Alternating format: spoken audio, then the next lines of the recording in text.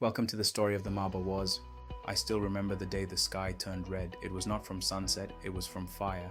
Our homes burned, our animals ran wild, and the sound of guns was louder than thunder. That was the day the strangers came to Ouaddaï, and that was the day everything changed. This is the story of the Maba Wars, a story of a proud African kingdom that refused to kneel, a people who stood against the most powerful empire of their time. It's a story of resistance, betrayal, fire, and faith, where the desert sands of Ouaddaï turned red, and an empire fell not in silence but with the cry, "Ouaddaï bows to no one but God." This is the story of the Maba people of Ouaddaï in what is now Chad, who fought to protect their land, faith, and freedom when the French colonial army came to take it away in the early 1900s.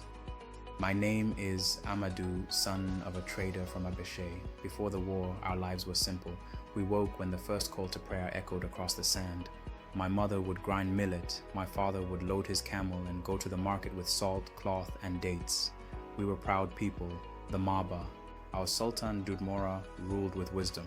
He sat in the great hall under a roof of palm leaves listening to the people. When he spoke, even the wind seemed to stop. We believed our land would always be free. We had survived wars before, against Bornu, against raiders from the desert, but this war was different. This time, the enemy came from a place we had never seen.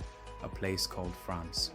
The first stories came with travelers. They said men with pale skin were moving across Africa, claiming land and people. They said these men had weapons that spat fire. We laughed at first. How can a man take the land of another man with fire? We asked. But when the caravans stopped coming from the west, we knew it was no joke. Then one day, a rider came from the border villages. He was covered in dust, his clothes torn. He said the white soldiers were building forts near our trade routes. They wanted taxes, they wanted control. Sultan Dudmora sent a message, "Ouaddaï bows to no one but God." We all cheered when we heard it. We did not know those cheers would soon turn into cries. The first battle came before dawn. I was in the fields with my brother, tending goats. We saw smoke rising from the hills, black, thick, and high. Then we heard gunfire, ta-ta-ta-ta. Not like the muskets our soldiers used, but faster, louder, endless. People began running toward the town. Some were bleeding, some were carrying children. I dropped my stick and ran too. When I reached Ouaddaï, the gates were open. Soldiers in red hats and blue coats were marching in. They did not speak our language. They shouted in strange words. Behind them came men from other lands, Africans like us, but fighting for the French. Our men fought bravely. I saw young boys take up spears and old men lift rusted swords. But the guns spoke louder than courage. For days the fighting did not stop, the streets filled with smoke, the wells filled with sand. The market was gone, our mosque was hit by a shell, part of its wall fell while people were praying. Sultan Dudmora refused to flee, he stayed in his palace. He said, "If Ouaddaï falls, it will fall with its sultan standing." But one morning, news spread that the French had entered the palace. They took him away. Some said they sent him far away across the desert. Others said he died in chains. No one knew the truth. When I saw the empty palace that evening, it felt like the heart of Ouaddaï had stopped beating. After the war, the white soldiers set up flags with colors we had never seen. They called our land French Chad. They made new laws. They made us pay taxes for our own markets. They made some of our men work on roads and forts. The traders returned, but the trade was not the same. The salt routes were gone. The caravans came less often. I tried to help my mother rebuild our house, but every sound of thunder made me drop my hammer. I thought it was gunfire again.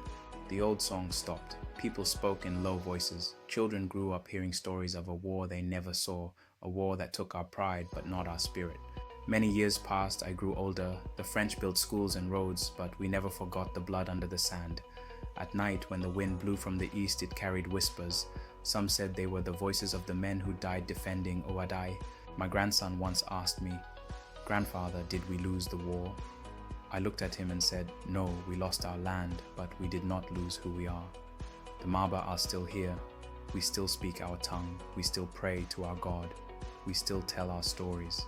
Because stories, even sad ones, keep us alive. Sometimes when I walk through Ouaddaï, I stop at the ruins of the old palace. The walls are cracked, but when the sun sets, they still shine with gold light. I close my eyes and I see Sultan Dudmora again, standing tall, his robe moving with the wind, his eyes fixed on the horizon. He once said, "As long as one child remembers, Ouaddaï will never die." And I remember, so Ouaddaï lives. This the account of the Maba Wars by Amadou, a man who lived the experience. If you have watched till this very end, I would ask that you like and share my videos. And if you like stories and histories like this, follow my page for more. I tell these stories a lot. It is a story at a time.